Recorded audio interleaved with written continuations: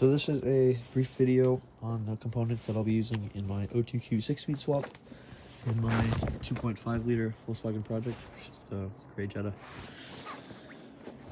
So this is a Mark V O2Q from it's an early Mark V, it's a JLW, the code is on the other side I believe. But the JLW trans has shorter gear ratios than some of the other ones. The downside to it is it doesn't have these steel shift works. It's got the brass ones, as a two-piece whatevers. But that's alright, you can buy them or you can buy another trans, it doesn't matter, they're cheap enough. I paid 250 bucks for this, and it also came with the bracket, upper bracket for the trans mount, which you will need. So I'm also using, this is a European Audi TT short shifter, which does have a very slight shorter throw. If you look at the placement of the pin in this oval cutout versus this one, you'll notice this is center versus this is closer to the edge. The closer to the pivot point, the shorter the throw. I wasn't looking for something super aggressive, I just wanted a slightly shorter throw, so I'm not rowing. You know, the Volkswagen from the factory, it's got very long gates. So also with the transmission, it being an early Mark V model, it came with the metal side-to-side lever. You can find these on Mark IVs as well, and you can find them on early Mark V. I lucked out and it came with it as it was, but I was going to buy one regardless. I'm using a factory bleeder block.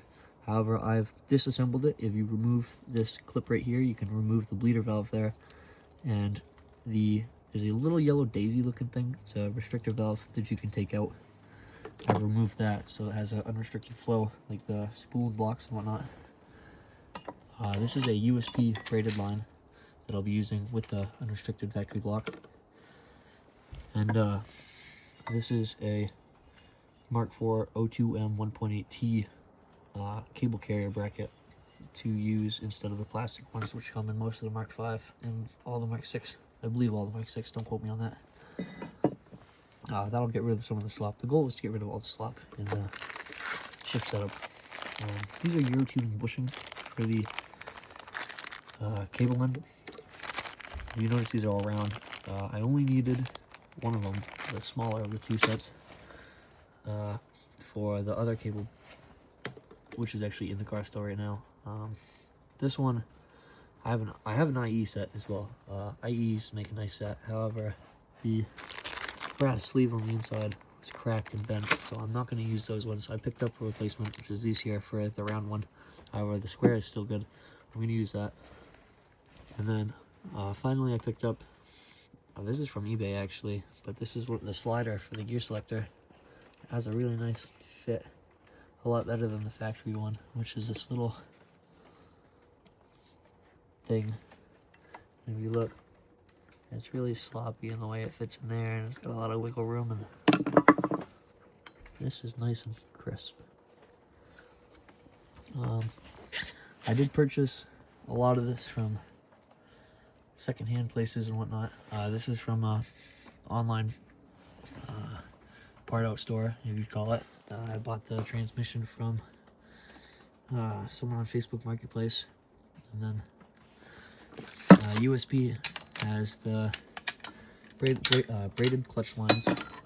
FCP is a great supplier of factory parts. That's where I got the short shifter. I do have the factory clutch line as well. I bought one off eBay, and with it included the bleeder block, and it was in good condition, so I decided to use it. And soon here I will be getting the rest of it together. I do have a South Bend Stage 2 FSI clutch kit, along with both a set of i5 shims with a slave cylinder and a Mark 7 slave cylinder with the shim on the face. I also have a metal slave cylinder, and I have a couple of the plastic Lux slave cylinders.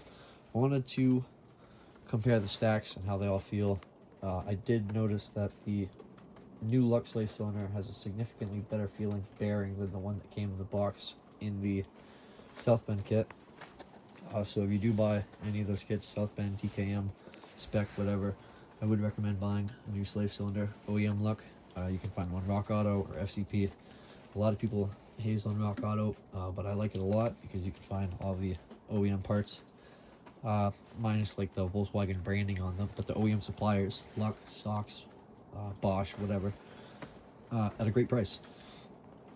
I also forgot, I do have bushings, metal billet bushings for these cutouts here. I removed the rubber ones already, but they're actually on the 5-speed carrier right now. eBay sells a ton of them. I actually used to sell a kit, which was this bracket and a set of billet bushings to... It essentially did the same thing as the APR bracket. I paid $40 for this, and the APR bracket is like $200.